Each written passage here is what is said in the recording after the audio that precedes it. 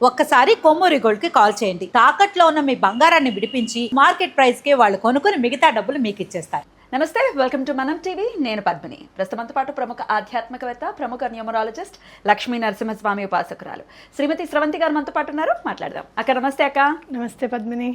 అక్క, ముందుగా మీకు నరసింహస్వామి జయంతి శుభాకాంక్షలు అక్క. ధన్యవాదాలు.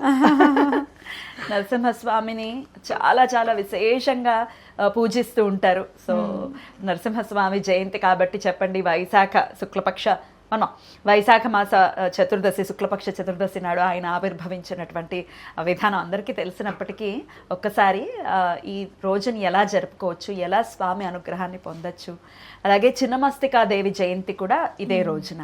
ఇద్దరికి ఒకేలాంటి రౌద్ర స్వరూపాలు ఇద్దరు కూడా, కానీ మన కోసమే కదా, రాక్షస నిర్మూలనకై ఆవిర్భవించినటువంటి రూపాలు. మరొక్కసారి ఈ రోజుకున్నటువంటి ఆ వైభవాన్ని మీ ద్వారా అక్క. తప్పకుండా చెప్తాను పద్మిని.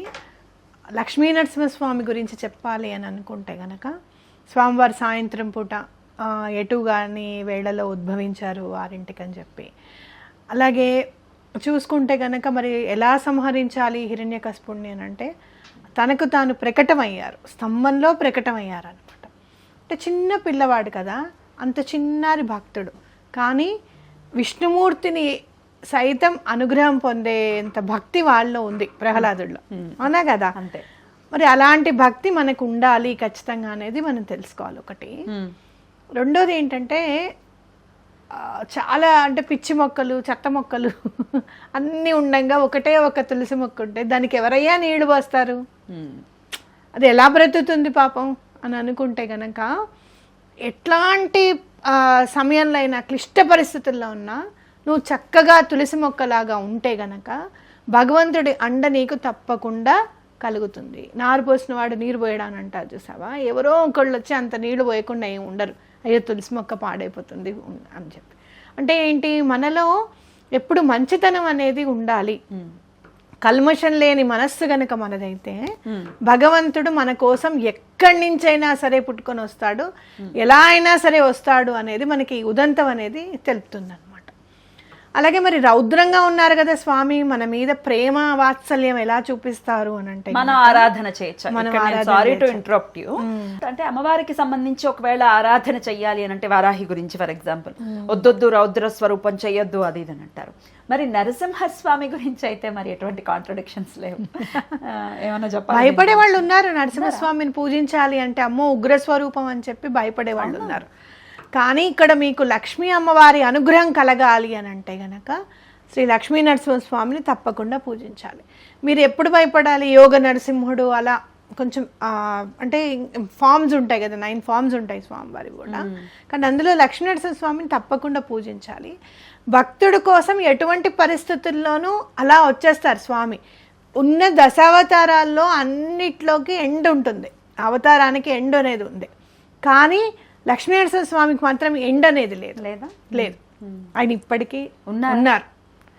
అలాగే చూసుకుంటే కనుక, నేను అప్పుడు నువ్వు వచ్చావు కదా, నేను వరారూపం చూడలేదు స్వామి అని అంటే, అవునా అని చెప్పి అప్పటికప్పుడు వరారూపం చూపిస్తారు. చూపించిన తర్వాత సింహాచలం అదే కదా, అవునా కదా? అంటే ఏంటి, ఏదైనా కావాలి అని అంటే అప్పటికప్పుడు తెచ్చివ్వగలుగుతారు స్వామి అనేది మనం గుర్తుపెట్టుకోవాలి. ఎక్కడుంది ఉగ్రత్వం ఇందులో? ఆదిశంకరాచార్యులు కాపాడింది కూడా ఆయనే. లక్ష్మీ కరావలంబ స్తోత్రం అలానే వచ్చింది. బిల్లుడు చంపేయాలనుకుంటే మనం చెప్పుకున్నాం, బిల్లుడు చంపేయాలనుకుంటే అప్పటికప్పుడు స్వామి అతని మీదకి వచ్చి అక్కడున్న చంపేస్తాడు అనమాట. కాబట్టి ఏంటి, మనకు కావాల్సింది ఏంటి అని అంటే, మరి అప్పటికప్పుడు మరి ఆదిశంకరులు ఆయననేం పూజించాల, అవునా కాదా? చెడు ఎక్కడైతే ఉంటుందో నిర్మూలించాలి అని అనుకుంటే కనుక స్వామివారు ఎటువంటి పరిస్థితుల్లోనూ నిర్మూలింపజేస్తారు. మీకు నేను చెప్తున్నాను, ఈవెన్ బ్లాక్ మ్యాజిక్స్ కూడా స్వామికి దండం పెట్టుకుంటే చాలు, ఎటువంటి పరిస్థితుల్లోనూ ఆ బ్లాక్ మ్యాజిక్ అనేది తొలగిపోతుంది. నా దగ్గరికి ఎంతోమంది వస్తే వాళ్ళ ఇలవేల్పు, లక్ష్మీనరసింహస్వామి ఇలవేల్పు ఉన్న వాళ్ళే వస్తారు ఎక్కువగా. మీరు ఏం చేస్తున్నారు స్వామికి అని అంటే, అయ్యో ఈ మధ్యకాలంలో మేమేం చేయలేకపోతున్నామమ్మా అంటే, అలా కాదు, శనివారం తప్పకుండా పానకం పెట్టండి, బెల్లం నివేదన రోజు పెట్టండి స్వామికి అని చెప్తే వాళ్ళ జీవితాల్లో ఎంత మార్పు వచ్చిందో పద్మిని. అంత బాగా చూసుకుంటారు. అయితే ఇలవెలుపు కాకపోయినప్పటికీ మేము చక్కగా చేయొచ్చు కదా శనివారం పానకం.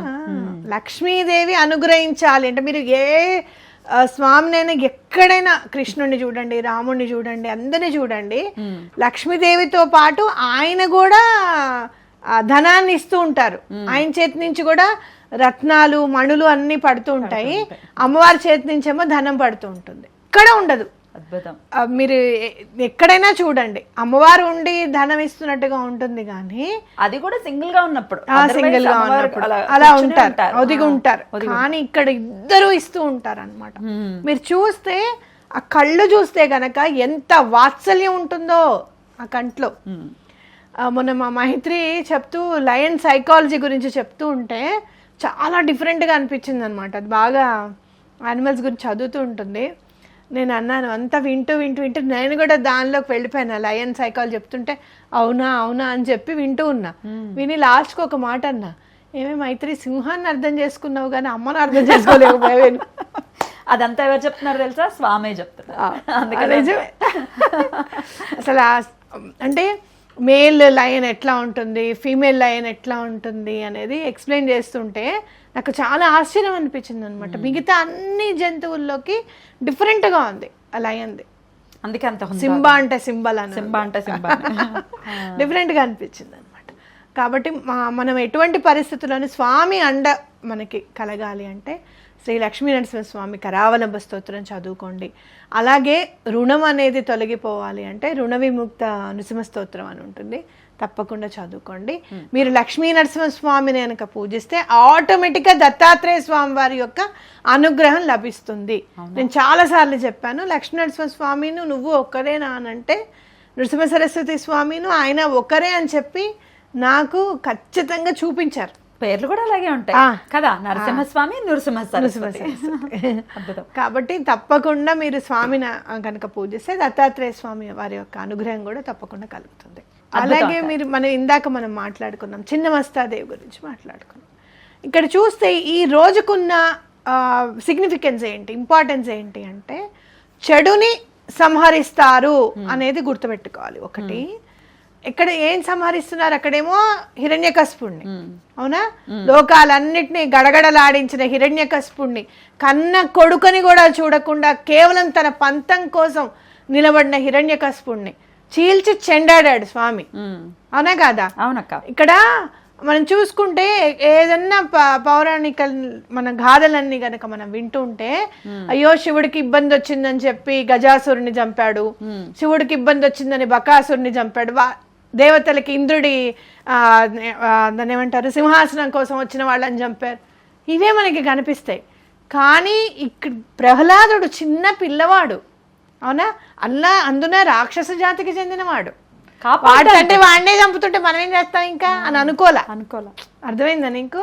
అలాంటి కరుణ లభించింది ఈ అవతారం నుంచి అనేది మనం తెలుసుకోవాలి. ఒకటి, అలాంటి హిరణ్యకశిపుని చంపాడా.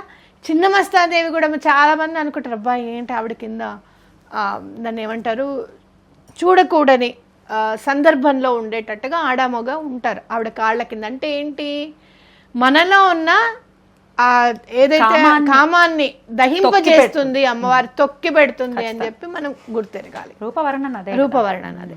అలాగే మనం చూసుకున్నాం ఏదైతే రక్తపు ధారలు ఏవైతే అవి పడుతూ ఉంటాయో, ఆకలి అని అంటే తన రక్తాన్ని కూడా అమ్మవారు మనకి పంచుతుంది. ఇక్కడ మనము రూపాన్ని చూసి అబ్బే అని అనుకుంటాం, కానీ అదే రక్త మాంసాలు పంచిస్తేనే మనం పుడుతున్నాం, అంతే కదా తల్లి, అవునా కదా? పాలు రక్తమే పాలు. కాబట్టి అంటే ఏంటి, నువ్వు గనక ఆవిడ్ని పూజిస్తే నీ కన్న తల్లి ఎలా అయితే నిన్ను దగ్గరకు తీస్తుందో అలానే దగ్గరకు తీస్తుంది అమ్మవారు అని అర్థం అన్నమాట. అందుకే అసలు ముందు మనకి ఏ ప్రాబ్లమ్స్ ఉండకూడదు, ఫినాన్షియల్ ప్రాబ్లమ్స్ ఉండకూడదు, అలాగే హెల్త్ ప్రాబ్లమ్స్ ఉండకూడదు. అంటే మూలాధార చక్రం కరెక్ట్గా ఉందనుకో, బేస్మెంట్ బాగుంటే మిగతా చక్రాస్ని కొంచెం నార్మలైజ్ చేసుకోవడానికి అవకాశం ఉంటుంది అనమాట. కాబట్టి ఆ బేస్మెంట్ బాగుండాలి అని అనుకుంటే కనుక చిన్నమస్తాదేవికి రూపం చూసి 2 చేతులు అయితే దండం పెట్టి అమ్మ నాతో ఉండు, ఎటువంటి ఇబ్బందులు లేకుండా, అలాగే దశమహావిద్యల గురించి తెలుసుకునే తత్వాన్ని నాకు ఇవ్వమ్మా అని చెప్పి దండం పెట్టుకోవడం అనేది చాలా ఇంపార్టెంట్.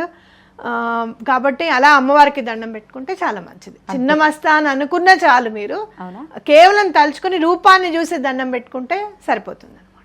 అద్భుతం అక్క, చాలా చక్కగా తెలియజేశారు. ఒకసారి దర్శనం చేసుకునేటటువంటి లక్ష్మీ నరసింహస్వామి ఆలయాలకు ఖచ్చితంగా వెళ్తారు. అయితే అమ్మవారి ఆలయాలు కూడా త్రిపురాంతకం మీరు వెళ్ళారు కదా? త్రిపురాంతకం ఉంది. అలాగే సార్ చెప్పారు కదా, విశ్వనాథ్ గారు చెప్పారు కదా మనకి, ఇక్కడ డొక్కలమ్మ టెంపుల్ ఉంది సికింద్రాబాద్ లో, ఆవిడ చిన్నమస్తాదేవి స్వరూపమే అని చెప్పారు. కానీ మనకి నిజరూప దర్శనం ఉండదు, మామూలు సాత్విక రూపంలోనే ఉంటుంది కదా? అవును, చక్కగా వెళ్ళి దర్శనం చేసుకోవచ్చు ఆ రోజు. తప్పకుండా దర్శనం చేసుకోవచ్చు, చాలా మంచిది. మీకు సంబంధించినవి ఏమన్నా అంటే చాలా ఇబ్బందులు పెట్టే పరిస్థితులు ఉన్నాయి, అలాంటి ఇబ్బందులు ఎందుకు కలుగుతున్నాయి కూడా మాకు అర్థం కావట్లేదు అని అనుకున్నప్పుడు చిన్నమస్తా అమ్మవారిని పూజిస్తే చాలా మంచిది అనమాట. అద్భుతం అక్క, చాలా చక్కగా తెలియజేశారు. స్వామి గురించి ఎంతసేపు అయినా మాట్లాడుకోవచ్చు కదా. అసలు లక్ష్మీ నరసింహస్వామి అయితే మా ఇంటికి అసలు ఎలా అయితే ప్రహ్లాదుడుకి ఆయన రక్షణ కల్పించారో మాకు కూడా అలానే రక్షణ కల్పించారు.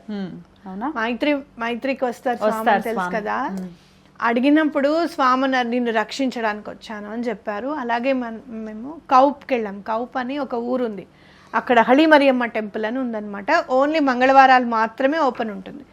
అక్కడికి వెళ్ళినప్పుడు అక్కడ అమ్మవారు వస్తుంది అనమాట ఆ పూజారికి. మైత్రికి కూడా ఆటోమేటిక్గా వచ్చేసింది, డప్పు సౌండ్ వింటే వచ్చేసేది. అప్పుడు ఇంకా నిన్ను రక్షించడానికి వచ్చారమ్మా స్వామి అని చెప్పి అమ్మవారు ఆయన మీదకి వచ్చి చెప్పారు. ఆయన చెప్పారు అసలు అమేజింగ్ అనిపించింది నాకైతే. స్వామి నేనేం చేశాను నీకు, ఏదన్నా చేసుంటే కళ్యాణానికి దానికి దీనికి ఏమన్నా సహాయం నా వంతు ఇది నేను చేశానేమో సేవ. ప్రతి నెల స్వాతి నక్షత్రానికి ఎన్నాళ్ళు హోమాలు చేశారు చెప్పండి? చాలా చేశాం. 2019 నుంచి కంటిన్యూగా ఆల్మోస్ట్ 80 నుంచి. అంతలా ప్రేమించటం స్వామిని అంటే మాటలా? కంటిన్యూగా చేసే అవకాశాన్ని కూడా స్వామి మనకి ఇవ్వడం అనేది చాలా ఇది. ఇప్పుడు కూడా మనం సంవత్సరం పాటు చేయకూడదు కదంటే కూడా మా గోత్రనామాలు చదవకుండా చెయ్యండి, స్వామివారికి మాత్రం ఆపద్దని చెప్పాను అనమాట. అద్భుతం, అట్లా చాలా చక్కగా తెలియజేశారు అక్క. స్వాతి నక్షత్రం వాళ్ళు నిజంగా చాలా అదృష్టవంతులు. చాలా అదృష్టవంతులు కదా. స్వాతి గురించి చెప్పుకుందాం, నక్షత్రం గురించి నేను రాస్తున్నాను ఒక్కొక్కటి ఎలా ఏంటి అని చెప్పి. తప్పకుండా చెప్పుకుందాం మనం నక్షత్రాల గురించి. తప్పకుండా అక్క, చాలా చక్కగా తెలియజేశారు. కృతజ్ఞతలు అక్క. నమస్తే.